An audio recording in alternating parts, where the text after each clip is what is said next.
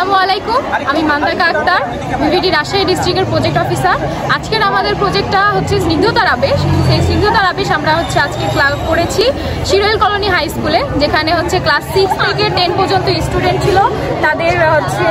তাদেরকে নিয়ে আমরা মাসিককালীন স্বাস্থ্য সুরক্ষা এবং তাদেরকে যত মাসিককালীন কি খাওয়া উচিত না, এবং কি বর্জন করতে হবে, কি বেশি খেতে হবে, সেসব না খেলে কি সমস্যা হবে, এই সম্বন্ধে আমরা তাদেরকে যাবতীয় ধারণা দিয়েছি। এবং সেই সাথে আমরা তাদেরকে একটা স্যানিটারি বক্স দিয়েছি এবং তাতে রয়েছে স্যানিটারি প্যাড, যেটা তারা স্কুলে থাকাকালীন সময়ে ইউজ করতে পারবে এবং তাদের যখন দরকার পড়বে বা যখন তাদের সমস্যা হবে স্কুলে থাকাকালীন সময়, তখন সেটা ইউজ করবে।